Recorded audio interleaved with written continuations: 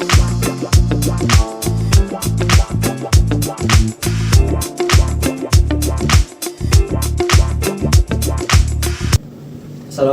warahmatullahi wabarakatuh. Selamat datang di ruang resonansi episode pertama. Sebelumnya, di sini perkenalkan saya Zyaullah Muhammad dari Departemen Bakat dan Minat HMBS Manajemen Zakat dan Wakaf. Di sini saya sebagai moderator yang akan menemani narasumber hebat kita, Mbak Vivi. Mungkin di sini kita itu akan membahas dengan tema dari bangku kuliah ke wisuda, tips sukses menjalani PPM, PPL, dan KKN. Mungkin dari teman-teman udah nggak asing ya dengan narasumber kita yang di sini. Mungkin nanti ada perkenalan singkat dari narasumber kita. Silakan kepada Mbak Vivi. Oke, halo semuanya. Perkenalkan, nama saya Vivi Alfiani Afifa, biasa dipanggil Vivi. Ya, saya lulusan Prodi Manajemen Zakat dan Wakaf. Kebetulan juga udah wisuda ya kemarin di periode 71 gitu. Ngomong-ngomong ini Mbak Vivi lulusan terbaik ya periode ke-71.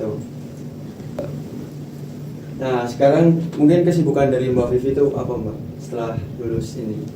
Sekarang sih lagi free aja ya, mungkin nanti alhamdulillah juga di sekarang ini udah dapat pekerjaan, insya Allah mulai tanggal 6 sih. Tapi kalau untuk sementara ini ya masih di rumah aja, terus juga kadang datang ke sempro atau ke sidang teman-teman gitu.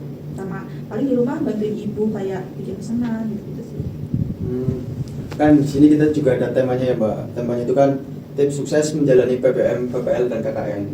Mungkin nanti dari Mbak Vivi bisa menjawab beberapa pertanyaan dari saya.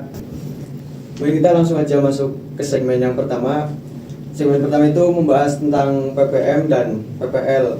Mungkin pertanyaan aku itu yang pertama, apa kunci agar mahasiswa dapat menjalani proses belajar mengajar secara efektif tanpa merasa kewalahan? Ya mungkin kita langsung aja masuk ke segmen yang pertama. Segmen pertama itu membahas tentang PPM dan PPL. Pertanyaan pertama dari aku itu, apa kunci agar mahasiswa dapat menjalani PPM secara efektif tanpa merasa kewalahan? Oke, udah jawab ini. Boleh, silakan. Ya. Nah, jadi PPM itu kan praktek bisnis mahasiswa ya. Nah, jadi PPM itu cuma ada di FIBI, di FTIK, di Syariah, di fakultas yang lain lah, itu nggak ada kayak gitu. Nah, sebenarnya kalau misal biar gak kewalahan ya, itu tuh yang pertama, yang penting kita udah tahu nih mau jualan apa gitu. Yang pertama udah tahu mau jualan apa, terus juga yang kedua banyakin sharing-sharing juga ke teman-teman yang udah PBM, entah dari anak ES atau anak PS kayak gitu. Terus juga banyak search tentang UMKM, terus juga makanan-makanan yang lagi hits di era sekarang ini kayak gitu ya. Terus juga apa sih yang sekarang ini bisa dijadiin cuan? Sekarang kan nggak cuma jualan ya, kayak jasa gitu, itu juga sekarang bisa dijadiin cuan gitu kan. Nah itu mungkin itu aja sih kalau tips ya biar nggak kewalahan. Yang penting sharing, banyak pengetahuan, terus juga kita udah tahu nih mau jualan apa kayak gitu. Ya persiapan diri sebelum PBM gitu. Oke, berarti intinya itu kita harus menyiapkan yang matang untuk persiapan PPM itu. Ya. Mungkin lanjut aja ke pertanyaan yang kedua Mbak, tentang PPL. Kalau menjelang PPL itu persiapan apa yang perlu dilakukan dan tantangan apa yang biasanya dihadapi mahasiswa selama PPL? Kalau PPL ya, PPL itu kan berarti kan kita kayak praktek pengalaman lapangan ya, ibaratnya kayak kerja gitu ya. PPL itu kalau menurutku yang paling penting disiapin itu mental sih. Karena dunia kerja sama dunia kuliah itu kan beda ya. Jadi di PPL kita juga belajar nih apa kerja itu gimana sih kayak gitu. Terus juga kayak nanti kan kita pas PPL menyatu sama orang-orang yang kerja di sana ya kan. Pastinya juga mereka umurnya ada yang di atas kita gitu. Nah otomatis kita harus nyiapin mental juga. Biasanya tuh banyak nih mahasiswa yang kayak overthinking. Nanti partner kerja kita galak nggak ya gitu. Terus nanti mereka jahat nggak ya, galak nggak ya, terus baik atau enggak nih gitu, bisa nerima kita atau enggak kayak gitu. Biasanya banyak yang overthinking tentang itu gitu. ya yang sangat perlu disiapin yaitu mental, karena biasanya mahasiswa itu overthinkingnya ini ya lumayan ya, apalagi yang udah semester akhir. Terus juga ya mulai disiapin sih buat kalian yang memasuki semester 3 ya, masuki semester 3, terus yang mau semester 5 itu juga mulai disiapin kayak mau PPL di mana, terus mau PPL sama siapa nih, terus intinya sharing-sharing juga sih sama cutting-cutting ya yang udah pernah PPL. Terus juga banyak tanya sama prodi-prodi lain juga, jangan cuma di kelas aja. Biasanya tuh anak mahasiswa itu cenderung introvert ya, jadi mereka tuh cuma tanya sama teman kelasnya aja gitu, padahal kan PPL kan biasanya semua prodi ada gitu kan. Nah itu sih kayak ya udah mulai sharing-sharing, terus juga mulai membangun relasi gitu sama pihak-pihak dunia kerja kayak gitu. Itu sih. Oke, berarti persiapan yang perlu dilakuin itu kayak menyiapkan mental, terus juga harus sharing-sharing bisa ke prodi lain juga kayak ES, PS, terus juga tadi satu lagi membangun relasi dengan aku ya. Oke, berarti persiapan yang perlu dilakuin sama mahasiswa yang mau PPL itu yang pertama menyiapkan mental, yang kedua itu mungkin sharing-sharing dengan temannya, bisa dari prodi lain juga, ES, PS, dan lain-lain.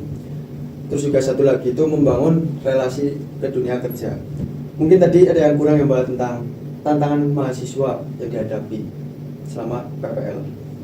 Sebenarnya tuh tantangan setiap orang tuh beda-beda ya. Ada yang udah misal temennya nih udah di ACC di tempat A, tapi dia nggak di ACC sama pihak tempat A itu, jadi dia harus cari ke kayak ke luar kota atau ke tempat lain gitu. Itu kan jadi tantangan ya buat dia. Terus juga ada lagi yang emang bingung mau PPL di semester berapa gitu, ibaratnya hilang arah lah ya gitu. Nah itu juga tantangan. Jadi ya sebisa mungkin emang udah disiapin gitu dari sebelum kalian mau PPL, udah disiapin mau PPL di mana, di semester berapa, terus juga sama siapa aja gitu. Itu sih. Ya mungkin itu tantangan yang sering terjadi sama mahasiswa yang mau menjalani PPL. Oke, berarti kita langsung lanjut ke pertanyaan yang ketiga. Pertanyaannya itu kan di PPL itu ada 2 jenis ya Mbak. Jadi yang pertama PPL reguler dan satu lagi PPL konversi. Mungkin bisa dijelasin Mbak, apa sih bedanya itu? PPL reguler sama konversi ya. Betul. Jadi PPL reguler itu ya kayak PPL biasa. Terus kalau PPL konversi itu ibaratnya kayak magang mandiri. Jadi kalau semisal dari alurnya juga udah beda. Kalau semisal sepengalaman aku ya sama teman-teman, kalau aku kan kemarin ikutnya PPL reguler. Nah aku juga tahu nih sedikit-sedikit tentang PPL konversi atau magang mandiri. Kalau semisal PPL konversi itu berarti magang mandiri, dia itu belum daftar, cuma udah minta surat ke fakultas, terus diserahin ke tempat A misal. Terus nanti dikabarin sama tempat A kalau di ACC dia udah bisa langsung kerja nih. Tapi kalau PPL reguler itu kita daftar dulu, pendaftaran, terus nanti diumumin yang jadi peserta PPL reguler siapa aja. Kalau semisal udah ada pengumuman itu nanti biasanya masuk grup, terus habis itu nanti ada pembekalan. Nah nanti ada juga yang misal ngajuin nih, kita mau di misal PPL di Basnas, nanti kita ngajuin, habis itu baru keluar surat gitu. Nah habis itu nanti kita serahin ke Basnas. Kalau semisal udah diserahin dan di ACC baru kita bisa langsung kerja. Dari situ alurnya udah beda ya. Terus habis kalau PPL konversi itu tuh berarti magang mandiri, itu nggak ada yang namanya DPL atau dosen pembimbing lapangan. Jadi kalau magang mandiri, namanya juga udah magang mandiri ya, berarti kita tuh benar-benar ya udah mandiri gitu. Kerja pun nggak diawasin sama dosen, nggak ada dosen yang kunjungan ke tempat ke lapangan, ke tempat kita PPL. Tapi kalau kita PPL reguler, kita itu diawasin sama DPL. Jadi kan kita selama 30 hari kerja atau 1 bulan lebih lah ya kalau dihitung di kalender, itu nanti ada yang pertama ada penerimaan dari tempat PPL. Terus nanti dosen berkunjung ke tempat PPL kayak serah terima gitu. Terus nanti kunjungan kedua kayak apa ya, ngawasin kita perkembangannya gimana nih pas PPL gitu. Terus nanti ada juga penarikan dari tempat PPL. Berarti kita ibaratnya udah selesai lah ya di situ gitu. Habis itu bedanya dari ada DPL sama nggak ada DPL. Kalau magang mandiri nggak ada DPL, kalau PPL reguler itu ada DPL-nya kayak gitu. Terus juga dari segi ujian nih, kalau ujian di PPL konversi itu setelah bikin laporan kita langsung ujian gitu, langsung ujian sama DPL. Nah kalau PPL konversi atau magang mandiri itu kita bikin laporan dulu, terus daftar PPL konversi, baru ujian gitu. Jadi beda ya. Nanti magang mandiri itu dapat DPL setelah dia daftar PPL konversi, kayak gitu. Itu bedanya. Dari yang pertama alurnya, terus yang kedua dapat DPL sama nggak dapat DPL, terus yang ketiga itu ujiannya kayak gitu. Kalau semisal PPL konversi itu biasanya ujiannya nunggu 1 semester, berarti kayak nunggu periode berikutnya gitu. Tapi kalau PPL reguler itu pada saat itu juga, jadi kita 1 bulan udah selesai, udah nyusun laporan, udah ujian, jadi kita plong ya ayam. Tapi kalau semisal PPL mandiri atau konversi magang mandiri itu kita harus nunggu 1 semester dulu baru bisa daftar PPL konversi, baru ujian kayak gitu. Itu bedanya.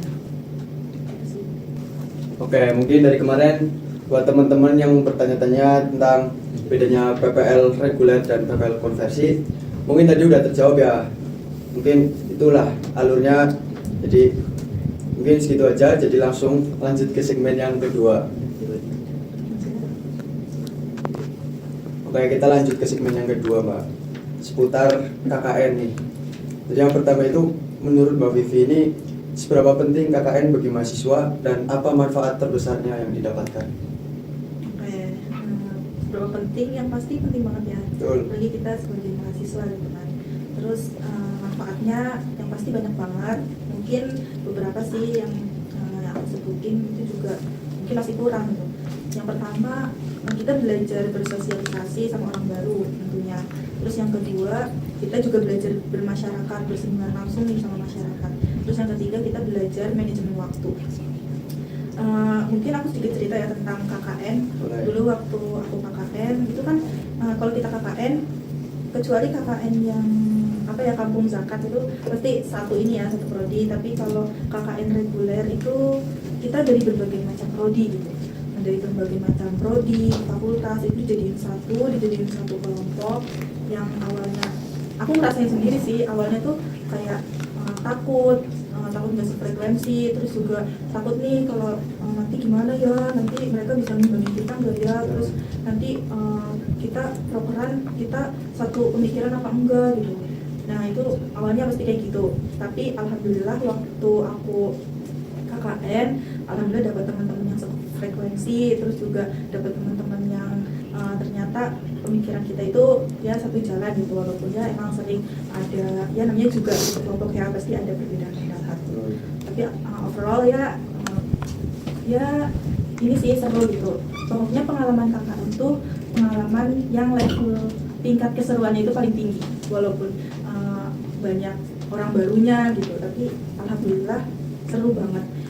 Terus juga gimana ya, kita tuh KKN kan emang beda-beda prodi, tapi di situ alhamdulillah kita saling melengkapi, walaupun pasti ada yang A, ada yang B, ada yang C, tapi semisal nanti nih ada agenda atau ada proker yang misal tentang pendidikan, kita bisa tanya nih sama anak tarbiyah ya kan, anak PAI, anak TMA atau anak TBI gitu, anak TBA juga bisa, itu kan tarbiyah yang langsung ke pendidikan. Terus nanti kalau semisal ada tentang perekonomian, itu nanti masuknya ke anak PB gitu kan, ada anak ES, ada anak PS, ada anak Mazawa gitu. Nah itu udah salah satu contoh yang kalau KKN itu kita bisa saling melengkapi gitu. Nah itu, terus juga manajemen waktu ya, karena KKN itu capek banget. Nah, jadi kita harus bisa manajemen waktu dari bangun tidur sampai mau tidur lagi, itu kita harus tahu mau ngapain aja dari awal. Maksudnya emang benar-benar waktunya tuh harus di manajemen dengan baik gitu. Itu kalau KKN. Pokoknya seru sih. Terus juga buat teman-teman ya yang mau KKN itu semangat, terus juga kesehatan, karena tuh momen KKN nggak bisa diulang gitu, cuma bisa dikenang. Gitu sih kalau dari POV aku ya yang pernah menjalani KKN. Oke, berarti mungkin jadi persiapan apa sih Mbak yang perlu dilakuin biar pelaksanaan KKN itu berjalan lancar? Oke, kalau persiapan itu dari mental ya, yang pertama mental, terus fisik dan juga materi, gitu kan. Karena apa ya, kita kan bersinggungan langsung nih sama warga sekitar gitu. Terus nanti banyak bapak-bapak juga, banyak ibu-ibu, banyak bocil-bocil juga ya kan, yang pastinya walaupun kita lagi sibuk, mental kita harus on point lah ya ibaratnya gitu. Benar-benar harus jaga mood juga, karena kita bersinggungan langsung sama masyarakat, kayak ucapan, perilaku, attitude itu harus dijaga gitu. Terus juga semisal ada omongan apa tentang kita, jangan baperan, itu sih yang paling penting, jangan baperan, karena kita kan di situ lagi mengabdi ya. Jadi kita harus bisa memaklumi warga sekitar, karena di situ juga kita kan pendatang ya kan, masa cuma diomongin apa langsung baper gitu. Nah itu harus dijaga dengan baik ya, masalah mental gitu, itu juga menguji mental untuk ke step-step berikutnya. Terus ada fisik ya, persiapan fisik, karena yang tadi aku bilang kalau KKN itu capeknya capek banget gitu, capek banget. Pokoknya dari bangun tidur sampai mau tidur itu emang benar-benar harus ada plannya gitu kalau KKN. Apalagi buat para perempuan nih yang pastinya setiap bulan ada datang bulan ya. Nah itu kan pasti ada nggak enak badan, terus sakit perut dan lain-lain.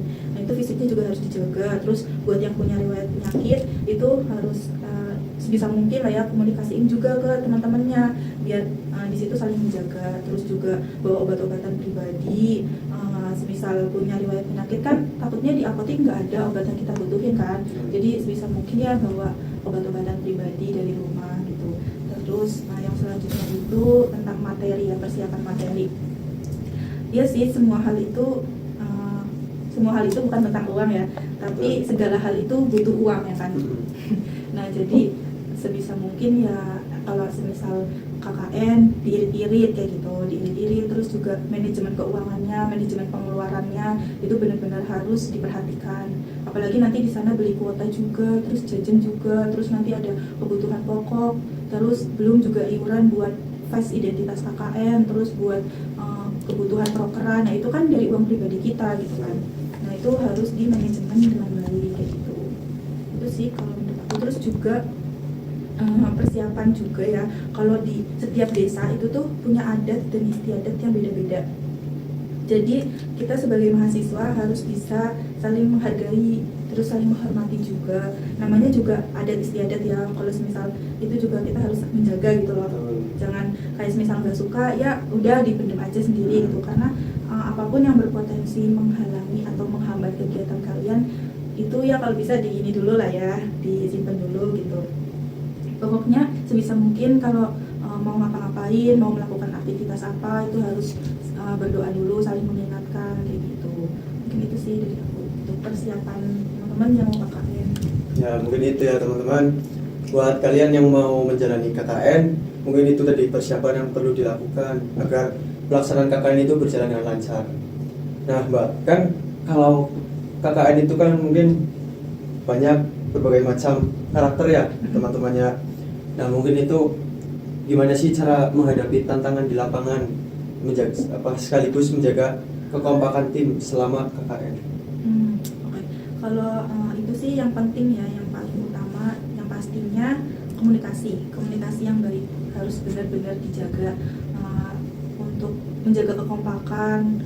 Kita itu butuh komunikasi yang baik. Kalau misal ada apa-apa nih, jangan dipendam sendiri. Misal ada omongan apa, silakan dibagiin ke teman-teman KKN yang lain, biar kita bisa saling mengingatkan, saling menjaga. Terus juga pokoknya di situ tuh saling gitu lah ya. Kalau pas lagi KKN itu benar-benar kekeluargaannya harus dijaga, komunikasinya harus baik. Terus intinya jangan menyendiri gitu ya, walaupun introvert, tapi kalau bisa punya satu teman atau dua teman yang bisa diajak komunikasi dengan baik gitu. Terus juga kalau bisa ya berpendapat itu di forum terbuka. Kalau misalnya di rapat itu silakan berpendapat, silakan mengeluarkan opsi-opsi, jangan malah ngomongin di belakang gitu. Itu jadi bumerang kalau misalnya nanti pas KKN. Jadi ya ayo gitu, kita saling menjaga kekompakan, saling ngasih tahu, ibaratnya curhat gitu ya boleh. lebih terbuka gitu. Ya pokoknya jaga komunikasi kalau buat menjaga kekompakan. Ya mungkin itu ya teman-teman seputar KKN bagi mahasiswa.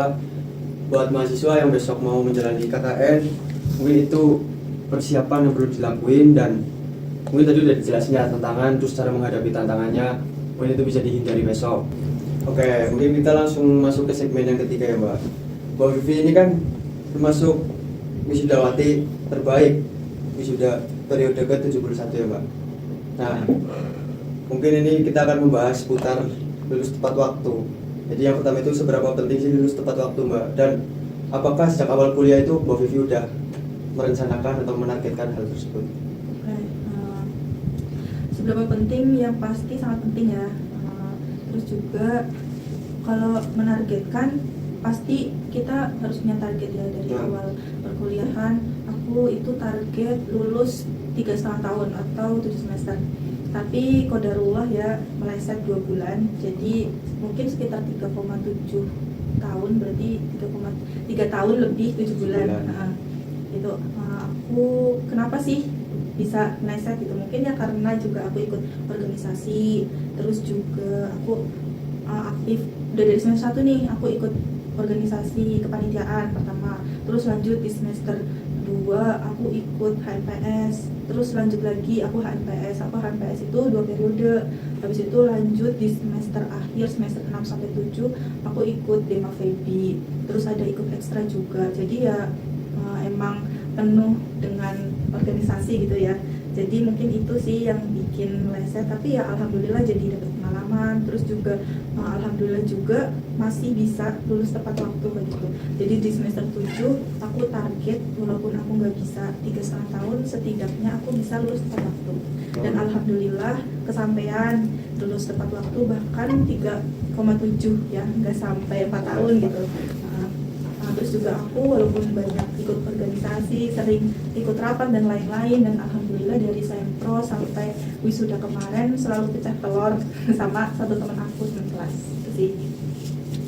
Ya mungkin itu ya teman-teman, dari jawaban seberapa penting sih lulus tepat waktu, dan itu yang sudah direncanakan atau ditargetkan oleh Mbak Vivi. Mungkin lanjut aja Mbak, yang kedua itu menurut Mbak Vivi itu apa sih faktor utama yang membuat mahasiswa itu bisa atau justru gagal lulus tepat waktu? Mungkin yang utama banget itu mindset ya, karena yang bisa mengendalikan diri kita sendiri itu adalah mindset kita sendiri ya kan.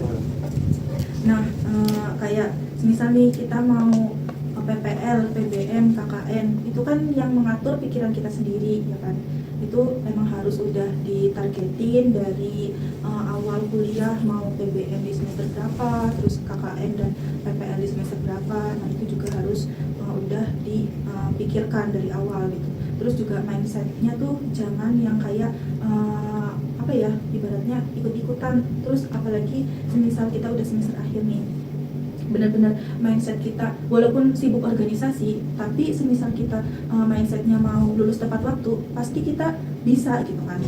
Jadi tergantung mindset dari diri kita sendiri gitu kan.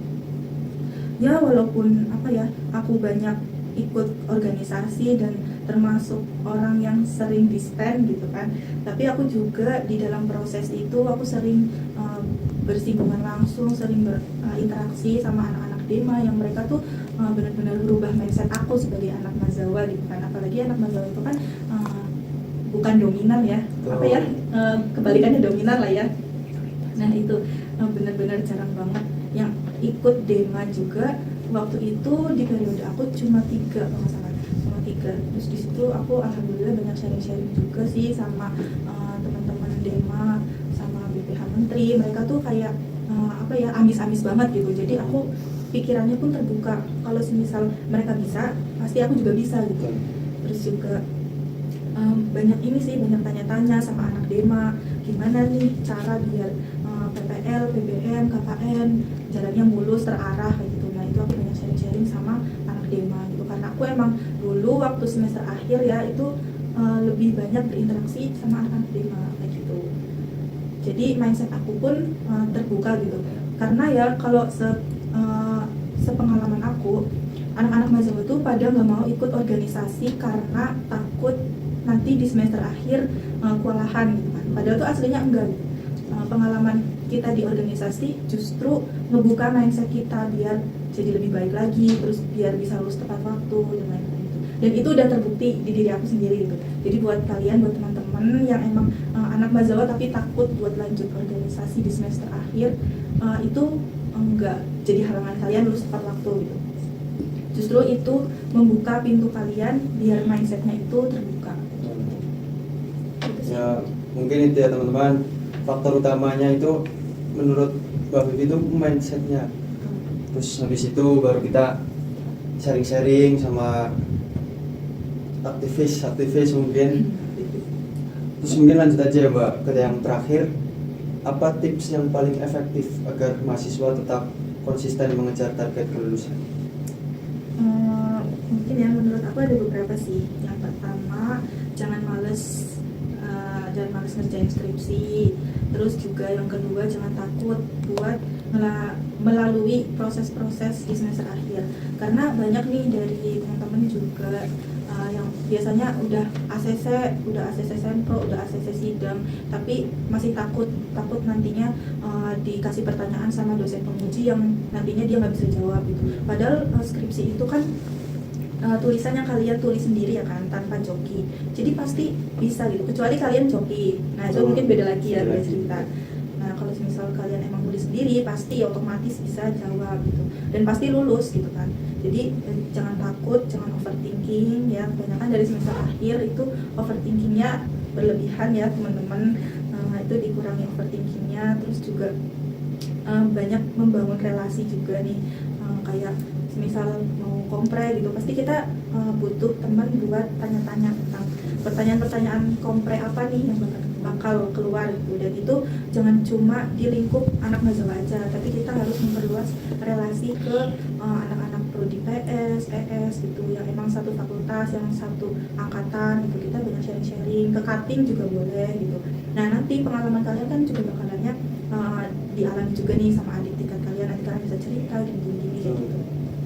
Jadi ya itu ya, jangan takut, jangan males, jangan overthinking. Itu sih tipsnya, sama banyakin sharing-sharing sama cutting dan teman-teman, sama memperluas relasi juga. Kayak mungkin itu ya teman-teman, tentang seputar lulus tepat waktu. Mungkin teman-teman yang ingin lulusnya itu tepat waktu itu bisa menerapkan tips dan saran tadi dari Mbak Vivi. Mungkin langsung aja yang terakhir itu Oke, mungkin kita langsung masuk ke segmen yang terakhir Mbak, segmen penutup. Jadi itu mungkin ada pesan dan motivasi dari Mbak Vivi untuk mahasiswa nih yang sedang PPM dan persiapan PPL dan KKN, dan yang terakhir itu berjuang lulus tepat waktu. Udah kayak motivator ya. Pesan dan motivasi buat teman-teman yang mau menjalani PBM atau PPL, magang mandiri atau KKN, atau yang emang udah di semester akhir udah ngajuin judul, terus sempro, kompre, dan sidang anak kosa. Pesan dari aku sih yang di bawah-bawah yang masih PPL, BBM, KKN itu jangan malu bertanya, yang pertama, karena informasi itu bisa didapat dari mana aja gitu kan. Terus yang kedua, jangan takut, itu yang tadi aku bilang, jangan takut ya, karena semuanya itu pasti bakal terlewati. Semua orang punya prosesnya masing-masing. Terus yang ketiga itu yakin ya, kalau semua yang kita lewatin itu pasti berjalan dengan baik gitu. Jangan banyakkan overthinking juga, karena ya itu semua proses yang kita lewatin pasti bakal terlewati juga gitu kan. Yang penting yakin. Terus juga jangan lupa berdoa, minta doa juga sama orang tua, minta restu orang tua. Terus juga walaupun kalian udah berjuang nih, jangan sampai ninggalin ibadahnya ya, ibaratnya jangan sombong. Jadi tetap ibadah dan usaha itu seimbang gitu. Terus juga sunah-sunahnya, sama yang paling penting juga ya, yang biasanya mempengaruhi moodnya para mahasiswa Gen Z itu hadirnya seseorang atau lawan jenis gitu kan di hidup kalian yang tiba-tiba datang nih di semester akhir. Mungkin buat yang itu oke, buat yang masih berbunga-bunga atau yang punya someone to talk nah itu silahkan kalian buktiin ya ke seseorang tersebut kalau kalian itu bersyukur punya penyemangat sampai kalian ada di titik nantinya kalian sampai lulus gitu, sampai wisuda gitu. Nah buat yang teman-teman yang lagi galau atau yang lagi habis ditinggalin atau disia-siain ya tetap semangat gitu kan, terus semangat. Kalau nggak ada penyemangat, ini udah aku semangatin ya. Jadi kalian harus semangat, terus buktiin ke seseorang yang udah sia-siain kalian kalau kegalauan itu bukan jadi penghambat kalian buat sampai ke titik lulus, tapi jadiin itu tuh sebagai motivasi, terus sebagai dorongan, sebagai apa ya? Ya pokoknya sebagai penyemangat lah ya, penyemangat hidup biar kalian itu lebih baik lagi. Itu buktiin ke dia kalau kalian tanpa dia pun bisa sampai di titik itu dan bisa jadi diri kalian yang lebih baik lagi. Kalau pembuktian itu bukan buat seseorang itu menyesal, tapi buat bekal kalian untuk di masa depan gitu. Mungkin itu sih ya, jangan sedih gitu kan buat yang ditinggalin, pokoknya tetap semangat, buktiin juga ke seseorang itu kalau kalian itu bisa, kalian itu mampu, kalian itu berproses lebih baik tanpa adanya dia kayak gitu. Dan juga buktiin ke orang tua kalau semua hal yang diusahakan sama orang tua kalian itu nggak sia-sia nantinya. Pokoknya semangat, jaga kesehatan, terus jangan lupa bahagia. Betul. Mungkin itu ya teman-teman, pesan dan motivasi dari Mbak Vivi buat mahasiswa Majawan yang sedang PPM atau persiapan PPL dan KKN dan yang berjuang lulus tepat waktu. Sama Pak. Oke teman-teman, sebelum aku tutup nih podcast Ruang Resonansi episode pertama ini, mungkin ada closing statement nih dari narasumber yang hebat kita. Oke, menyakiti seseorang berpendidikan nggak akan membuat mereka hancur, cuma memaksa ia untuk mengupgrade standar hidupnya jadi lebih tinggi lagi. Buat teman-teman yang emang masih kepo atau mau mendalami soal pengalaman aku di PPL, PPM atau KKN atau sempro, kompres sampai sidang dan sampai wisuda, silakan boleh tanya-tanya ke IG aku ya. IG aku Vivi Alfiani 12 _ silakan boleh DM, nanti pasti aku balas gitu. Follow dulu DM, nanti pasti aku balas. Terima kasih. Ya itu mungkin ya closing statement dari Mbak Vivi, dan juga misal teman-teman nih banyak yang tanya-tanya seputar tadi PPM atau PPL, KKN, bisa langsung aja DM ke IG-nya Mbak Vivi juga. Oke, terima kasih buat teman-teman yang udah menyaksikan dari awal sampai akhir, dan juga terima kasih buat Mbak Vivi udah berkenan untuk diundang di sini. Juga barangkali dari teman-teman itu ada pertanyaan atau saran nih buat episode 2 besok, bisa tulis di kolom komentar. Mungkin itu saja dari aku. Jangan lupa like, comment, and subscribe. Wassalamualaikum warahmatullahi wabarakatuh.